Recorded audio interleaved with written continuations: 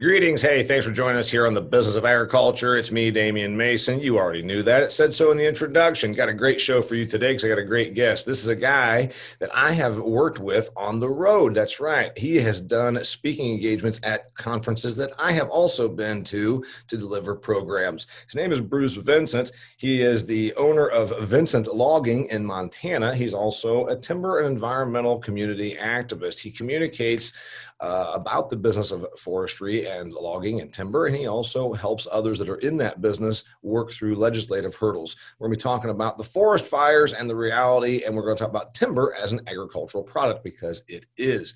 Before we get to my man Bruce, I want to remind you that this podcast is sponsored by Harvest Profit. If you don't know about Harvest Profit, you should. It's a software solution that can help your agricultural enterprise run more profitably. The inputs, the outputs, the farm management, the bills, all the stuff you have to do, you need software to help you run your enterprise. This ain't ma and pa kettle, right? It's your business. So have the software that helps your business be all that it can. Check out harvestprofit.com, and they can even give you a 14-day free trial. All right, Bruce Vincent, welcome to the Business of Agriculture.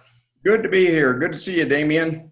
All right, so you and I have worked on the same events a couple of times, and then I'm reading about the forest fires, and the more I read about it, the angrier I become, because every crisis that a politician can exploit, particularly if it's a politician that leans a certain direction, the crisis then has to then be used. You and I have a lot in agreement on this whole thing. So first off, before we talk about all the forest fire stuff, and then we talk about agriculture product of timber, because a lot of my people are listening are like cranberries, corn, soybeans, canola, and they're like, wait a minute, I never thought about timber. Well, hell yes, it's an extremely important agricultural product, and we're going to get to all that.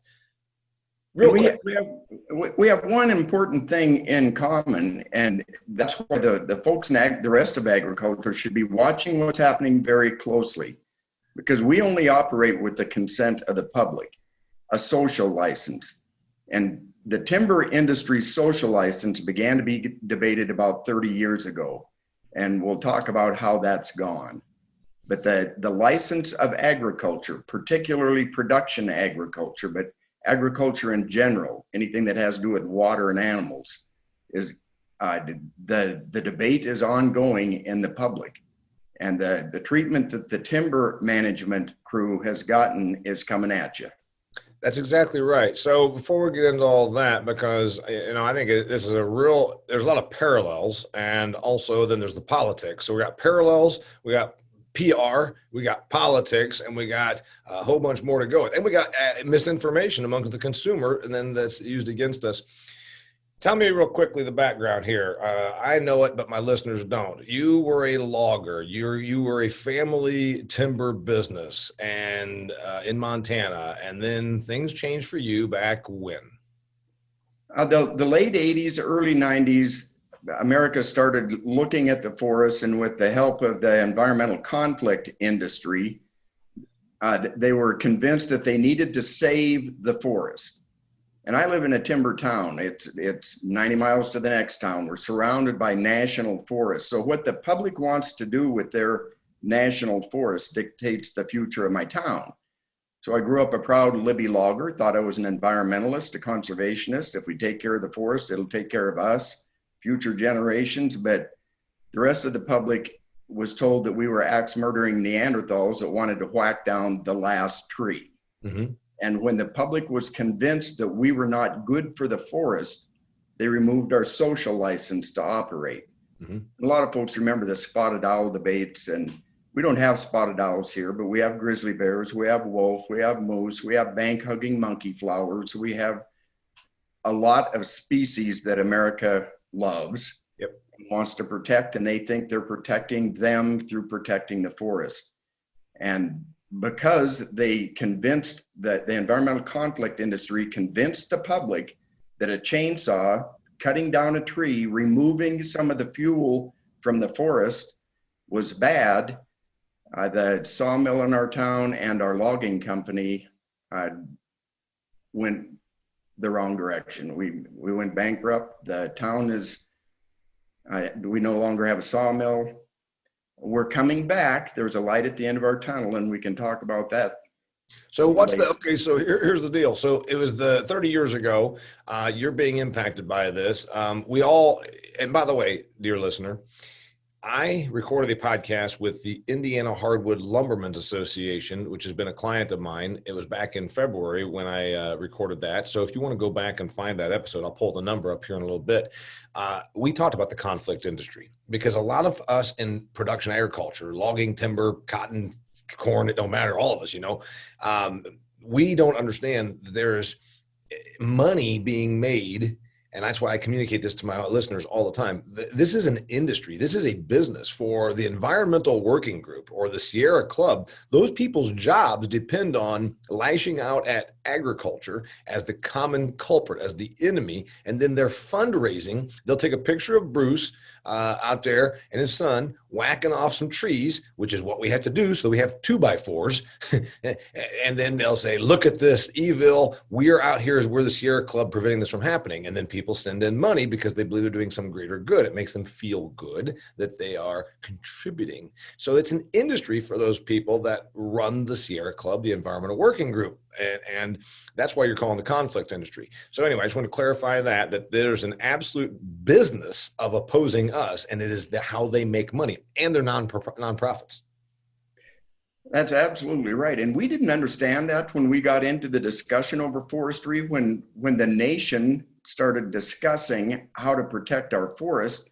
We thought it was an information discussion. We thought all we had to do was share the truth. What's going on the ground? Yeah, you thought you were going to bring in like timber management and forestry 101 and environmental stuff that you and I learned. I took forestry classes at Purdue, and I'm like, wait a minute. They think that just letting us all go is good? No.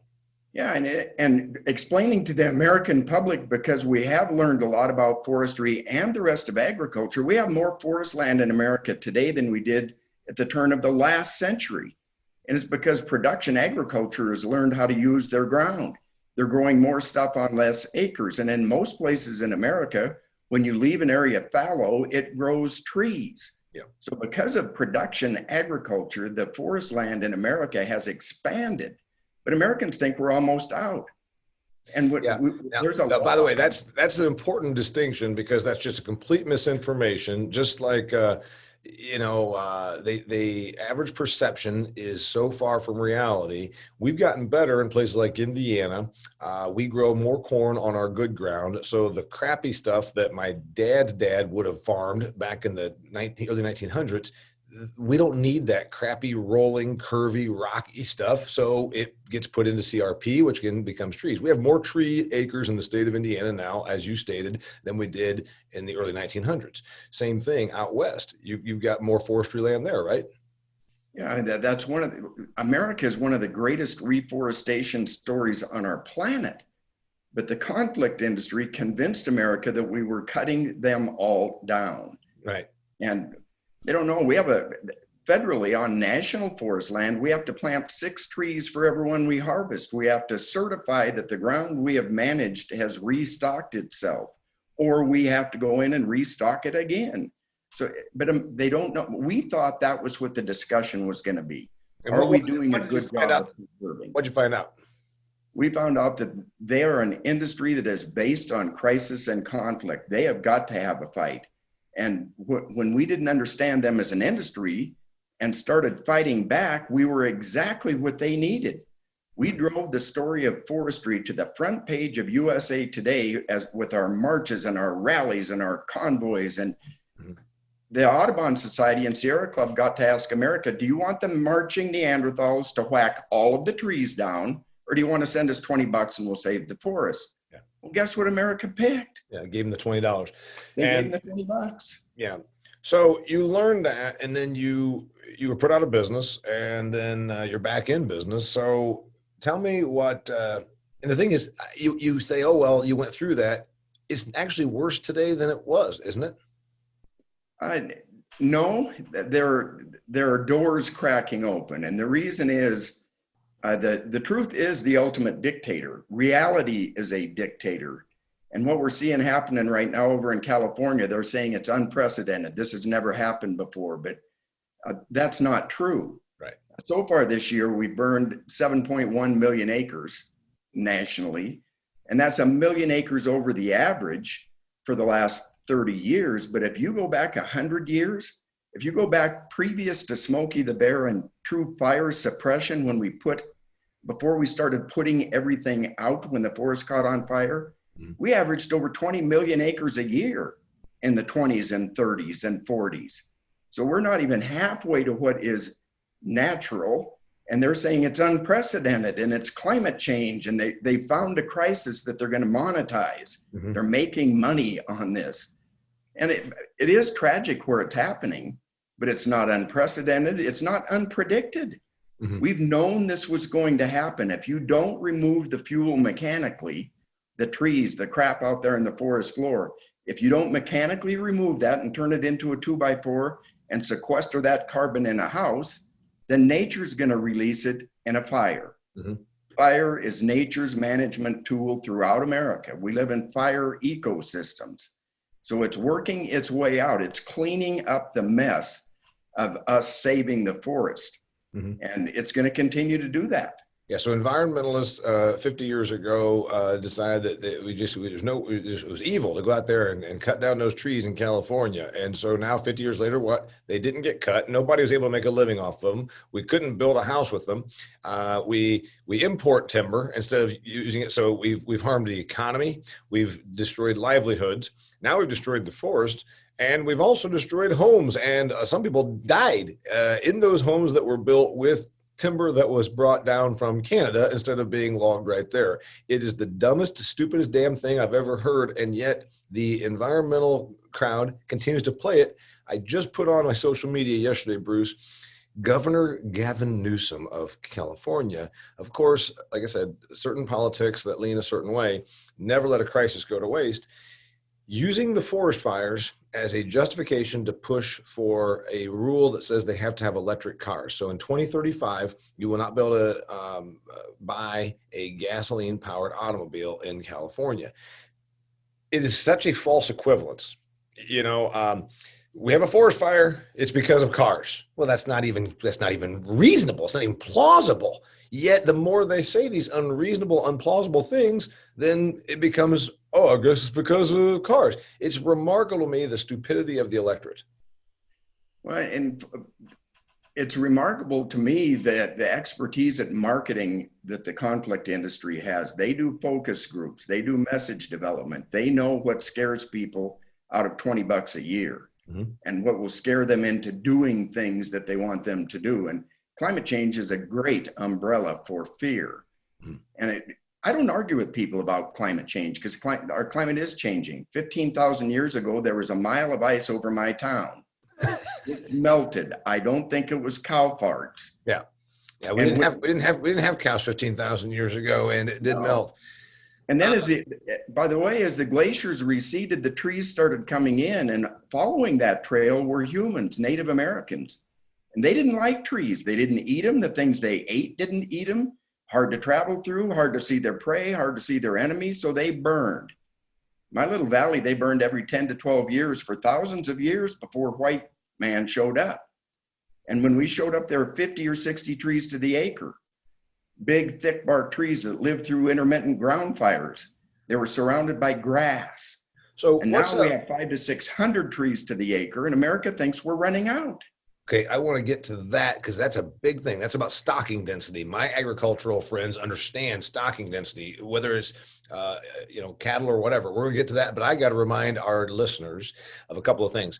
This episode is brought to you by Harvest Profit, my friend Nick Horeb up there in Fargo. It doesn't matter where he is because they have customers in 26 states and 4 Canadian provinces. Harvest Profit is a software solution that your agricultural enterprise can benefit from. go to harvestprofit.com, read the articles that Nick writes, use them for their 14-day free trial, see if you like it. Go on LinkedIn. The man has a great following on LinkedIn. He puts out valuable information about what his company can do for you. And that is how you are successful. You think about what your product can do for a paying customer. And that's what Nick did when he created Harvest Profit. So go to harvestprofit.com and check it out. All right, stocking density. This is a brilliant thing.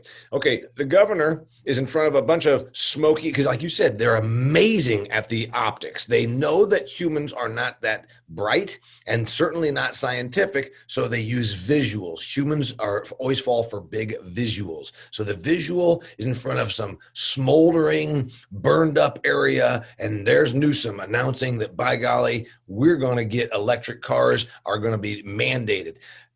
In a state that has rolling blackouts because they cannot produce electricity because of environmental regulations. We're going to all have electric cars in a state with no electricity. It's the dumbest thing ever, but it's all because of gasoline-powered cars that we have forest fires. Not even true. Let's talk about what really did cause forest fires. You said that the Native Americans used fire because, like you said, they had enough trees for themselves. They needed to make some bows, to make some arrows, to maybe build some huts or whatever it is. And like you said, they needed clearing areas because then you brought in game and then they could shoot the stuff. So you're saying that maybe a couple hundred years ago, if I was with Lewis and Clark and I ended up stepping off the trail and running over to Libby, Montana, where you are, 50 to 60 trees per acre a couple hundred years ago? Yeah. Okay. 50 to 60 trees up until the mid 1800s. And they were thick bark trees that lived through intermittent fire, and the ecosystem was defined by fire. The heat, if you went to forestry school, the heat sensitive cones of the pine tree only pop open during fire. Only released, yes. I remember learning that. I'm not the forestry guy that you are, but I do remember that there's certain conifers, that's a pine tree, that can only reproduce through the extreme heat of fire that causes the pine cone to open up. 50 to 60 trees per acre, and then we went bonkers. And then we did some harm. We went in there and did some things in the late 1800s. You can find old footage of that. We were, clearing off mountains to pan for gold, and we did some things that were not good for the environment. But logging is actually good for the environment. So take me there and talk about what our logging densities are now, or I'm sorry, timber densities are now.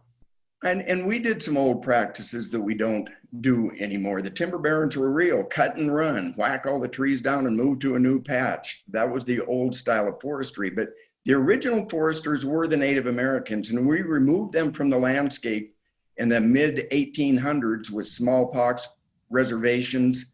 We took fire out of the ecosystem. And then in the early 1900s, we invented Smokey the Bear. And every time a little fire started, we put it out. But the forest kept growing. It kept reseeding. And instead of 50 or 60 trees, and by the way, trees are water pumps. A typical pine tree where I live sucks 200 to 300 gallons of water out of the ground a day. And if you have 50 or 60 water pumps, that's one thing. You have 500 to 600 water pumps competing for water, sun, nutrients, and you end up with a crop that is weak. It's susceptible to disease, single event loss things. And where I live, it's the pine beetle that come through, and trees that are weak fighting for water with the other water pump standing next to it. They give off a pheromone that bugs can smell. They drill into the bark, they kill the tree. And for the first time in recorded history, we have more trees dying on national forests than we do growing, because the crop is mature. And we've known it for decades. Yeah, so the trees should have been harvested. And then, as you point out, if we've got 10 times the density that we should have, even if it was 5 times the density, we're actually drying out the ground because there's not adequate moisture, because that tree's still going to take all the moisture that it can. And then the trees are undernourished. Is that what I'm to understand also? Yep. And then Newsom can say it's because of climate change, and then climate change is because of cars. That isn't necessarily real, but you can making these equivalents. So then the humans that don't understand science and have never taken Forestry 101 say, well, it's because of climate change, because I drove a car, so I guess we got it. And the reality is, it's because we have so many trees that then they're weakened. And of course the ground is dry because we've got too much population density of timber trees. Yeah, and is climate changing? It's always changing. And I think we're still coming out of the last ice age. So it's warming up, but we're exacerbating the problem by not removing the fuel from the forest. If we want a natural condition in the forest, we don't even know what that looks like. Yeah. It's probably huge fires. But if we want to look at what was here when Western man, white Europeans showed up, we should probably mimic what the Native Americans did, only not just using fire. We put fire in the forest right now, and we have 500, 600, 700 tons of fuel to burn per acre. Yeah. And we're seeing these fires. They're not burning like they did with the Native Americans. They're burning unnaturally huge, unnaturally hot. We have clay soils in Montana, and it is burning so hot that it's getting turned into ceramics. Yeah. It's going to take another ice age to pop that cap and grow a forest because we're pretending we don't have too many trees. Yeah. Too many water pumps. So yeah, that's the interesting thing is the fires are more devastating now because we essentially just did everything that you would do if you wanted to create a big fire. Just, okay, how do I make a massive bonfire? I do it with dry, dead, heaping piles of stuff. That's what we're talking about. And Governor Newsom avoiding the real discussion that should be held. And what we should be talking about is, okay, we've got an overstocked forest. What do we do with it? We should be removing some of the fuel, turning it into 2x4s or electrons even, put it through a biomass facility and turn it into the electricity he wants for those cars. Mm-hmm. But we should be removing the fuel, then reintroducing fire. And instead, they're blaming it on climate change and telling us we got to get rid of fossil fuel. Mm-hmm. That's just because it's marketing. It has nothing to do with reality. It has everything to do with marketing fear.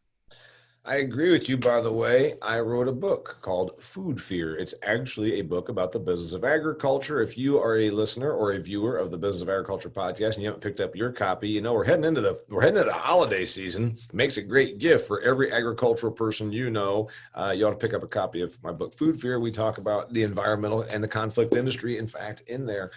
Bruce, I want to talk to you about the path forward, but I also want to ask you a practical question because you're the timber guy. Those soils you talked about, that the fires burned so hot that essentially took a clay type of soil and it baked it. It baked it into like you would if you went to a kiln and you made a clay pot. Can we regenerate that? Can we regenerate that ground? It's possible, but you have to go in and break the cap. You have to get it. It turns into a cap that allows the topsoil then that's been baked to run off into the streams. What America's going to watch during the next year in the media centers, that the reason we're hearing about the fires now is it was California that caught on fire. Yeah. And that's important. If my town burned to the ground the same day that Madonna bared her breasts on Jimmy Kimmel, we're not the news. Yeah. But 10,000 people standing on their $1 million home with the $6 hose in California near Napa, that's important.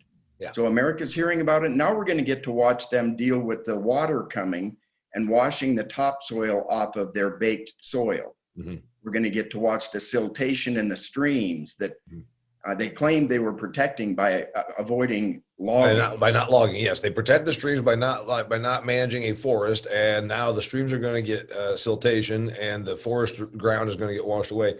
And so you can go in and bust that baked topsoil up, and then let nature replant or replant it yourself, but you got to stir some uncooked mineral soil into it. And that kind of management is the very first thing that the eco-conflict industry is going to fight. You'll hear people wanting to go in and restore the land, and on national forest land, they'll file lawsuit after lawsuit to stop it.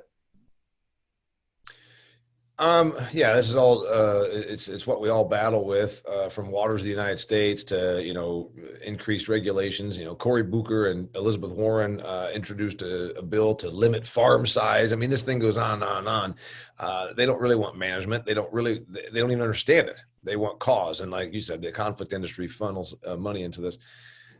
Is there a path forward that is positive? You're out here dealing with these people. You're out here working with these folks and saying, hey, here's what's going on. What does it get better? And there absolutely is. And I wrote a book called Against the Odds, A Path Forward for Rural America. And it's how to address this. The timber industry, communities, me included, we made a tragic mistake not knowing that we were dealing with another industry that was marketing fear. We finally learned that there is a difference between fighting and leading that discussion. And we learned that we had to listen to the public. They give us the consent to operate. So we need to listen very carefully to what the public is saying. God gave us 2 ear holes and 1 pie hole, and we were using the pie hole trying to scream our truth. Didn't matter. We should have been listening. What do they think is real? What do they think the real problems are? What have they been sold? Listen to them, empathize with them, tell them that we share their concerns, we hear them, and then offer a solution to what they think the problem is. And when we're part of the solution to what they think the problem is, we can start moving forward. We did that in forestry. The public wanted to save the forest, so we listened to them, we said, we agree. And we developed the Forest Health Initiative. And George Bush, before he left office, signed the most progressive forest legislation since Teddy Roosevelt. And it was designed to allow us to manage the forest to restore its health. But because we waited so long, it's going to take decades to implement it, but it's the light at the end of our tunnel. Vincent Logging is logging again. We're removing fuel from the forest. We have a long ways to go. But the light at the end of our tunnel is a train coming at the rest of agriculture. Yeah. Because that conflict industry needs a new piñata. Yeah. Save the Forest isn't selling as well as it used to. They can't make the billions off of it that they used to. So now we're watching them refine their marketing dialogue on anything that has to do with climate, anything that has to do with water, and anything that has to do with animals. That's agriculture. You're dead right. And, obviously people that listen to this or watch it, which, dear listeners, if you haven't viewed, remember, this is now also on my YouTube channel, which is the Damian Mason channel on YouTube. Please go there and subscribe to my YouTube channel. It doesn't cost you anything. It'll help visibility and more people will hear and see stuff just like this. But anyway, if people keep up with my stuff, they know that I tell them this. Animal agriculture really has the crosshairs on it. You've got the de Blasio's, mayor of New York. You've got Alexandria Ocasio-Cortez, very vocal, and she gets a ton of media, the freshman congresswoman from New York. It's all about greenhouse gas, climate change, meat, factory farm, meat, climate change. So again, you keep doing this thing of equivalence, and that is their angle because they're very well coached, Bruce, on continually trying to always tie these two things together. For you, it was logging, evil for the environment. Now it's climate change. And then, like you said, this train that's heading for the rest of us, I think it probably is more squared on meat and animal production. What am I missing? Is that right? And water. The water is the issue of the next century. So, and agriculture and water, good heavens. And so they are focused on that. And what I encourage the ag industry, all of them, to do is listen to the public. What are they being sold? And then become part of the answer. I call it outgreening the posers. These folks have posed as environmental leaders. They're not. Right. Many of the members of those groups are. They're unknowingly supporting an effort that has nothing to do with they think it's supposed to have to do with. But yeah, but when you think about to do is understand that the public wants a leader. They have been sold since they were 5. AOC just told the public a year ago that we have 12 years to live. And then humanity's doomed because of climate change.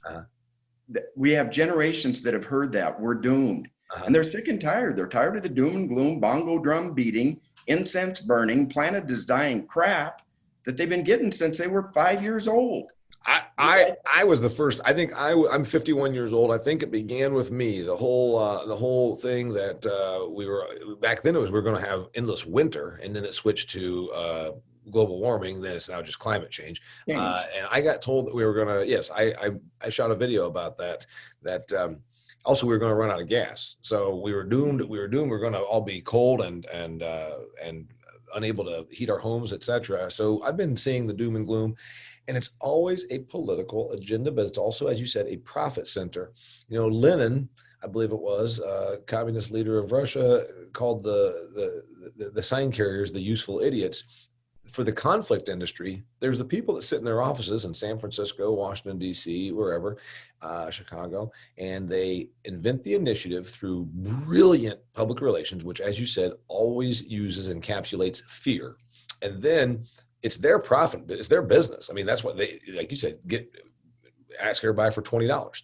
But then you create a big visual. Again, visuals are very powerful, where the humans love visuals and they just respond to it. You get 1,000 people marching outside of Vincent Logging's headquarters with signs saying, "You're destroying my forest." Those are people that are passionate, and they need a cause. They need religion. And the thing is, they're just the useful idiots for the conflict industry. And most Americans want solutions. They're exhausted by the fight, and they're looking for somebody to lead them. That's what I encourage folks to do. I am an environmentalist, and I am proud to be an environmentalist. And when I talk about forestry, my goal is to outgreen the posers. They want to talk about the environment. Let's have that discussion. What has production agriculture done for our planet and humanity? Let's have that dialogue. But we have to present ourselves to the public as part of the answer to what they think the solution is. We need to lead the environmental movement. If you're in the hog industry, join We Care. Every environmental initiative that exists ought to be owned by us, and we ought to drive that ship. That it's our environment that we're talking about, and we need to position ourselves as leaders in that discussion. If we're seen as fighters, then we are the industrial complex that a generation has been told is evil, that's fighting back against the planet, Mother Earth. And as long as we're in that position, we're losing. But we need to be proud of being green. I encourage everybody to start celebrating Earth Day.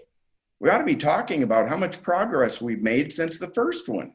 I led the first Earth Day in our little town. We picked up crap in the creek going by the middle school. We've come a long ways. Caterpillar and Shell now get together and they build a diesel engine that if you park that sucker in the Los Angeles airshed, the air going in is dirtier than the air coming out. That's the environmental movement, and we need to lead that discussion. If we want to have the consent of the public to operate, we have to be seen as environmentally sound leaders. Last question. You and I both agree, yes, California, because it happened in California, it's the news. We got 4 inches of snow in Washington, D.C. a few years ago, and oh my God, the nation was crippled. It was going to shut down because our esteemed legislators couldn't get to their offices. Meanwhile, in South Dakota, a freak blizzard comes in October, drops 2 feet of snow. We got cattle and calves getting, freezing to death. We got devastation like you can't imagine, but it's out there in South Dakota. Those hicks. Let's talk about Washington, D.C. I agree the same thing. Does California start logging, or is it just too far gone? Is it just too screwed up? I think California is coming to their senses because they've had some fires in important areas, and folks are taking a look at it, and that climate change thing is wearing thin. Just yesterday, the Fresno Daily paper had an editorial that stated, we need to start removing some of the fuel by logging and thinning. Selective harvest is as part of the answer to our future. That's a huge move for a major California publication. It is, but remember, Fresno is ag central for California. They still have their brains. I don't know if that plays in the San Francisco Chronicle or the Los Angeles Times. I think Senator Daines from Montana and Senator Feinstein from California are carrying legislation to modify our current environmental regulations to allow fuel removal to happen faster. Senator Feinstein is behind it. She understands her constituents are not happy with the regime that they're living in. She also understands, whether she'll speak it or not, she understands that climate change is part of it. Yeah, we're warming up. We're coming out of the ice age. But we have too much fuel out there. So I think we're moving in the right direction with forestry. I had prayed that it didn't take things like burning. Paradise, California burned to the ground. That was a city of 30,000 people. And I guess I didn't know a town that large got whacked. Not this year. That was a year before last. And they're threatened again. And the representative in the state legislature from that area is livid. because they know they need to remove some of the fuel around their town or they're going to burn again. Yeah. So it's coming around. And the public, they will not accept and should not accept anti-environmental dogma. Yeah. But they do want a new leader. And that's the door for us. Walk through that door with an exhausted public and talk to them about hope for the future. And are we perfect? Heavens no. But they need to know the people in agriculture in this country are the safest, most productive, most efficient, most environmentally sound producers of food and fiber in the history of man. Yeah. And we are an environmental success story. We're not where we will need to be for the future, but man, have we come a long ways. I point that out all the time. You know, we this country suffered through the Dust Bowl, and that was only a little over 80 years ago. Look at because of our practices, what we've done now. Well, all right.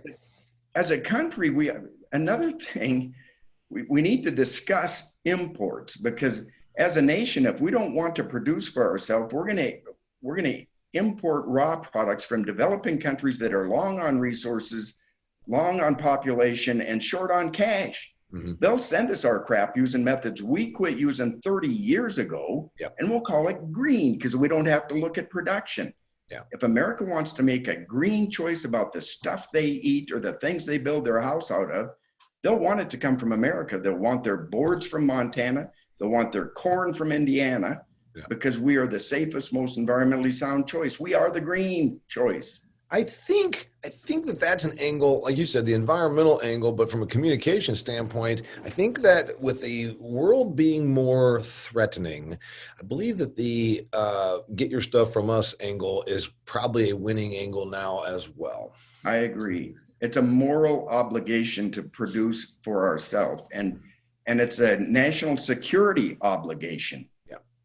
If we want to have our food resources come from elsewhere, what's that do to us, security-wise? And I think the public is ripe for having that discussion right now. Well, it needs to be on our timber also, because we know Canada is an exception, but, you know, when you're talking about getting timber from, for God's sakes, you know, some Asian country, there's no environmental standard there. It's just that we don't have to, like you said, we don't have to see the forest get cut down. So we think, oh, it's better that we didn't do this. So, hey, if people want to find you, how do they do that? They can look at brucevincentspeaking.com.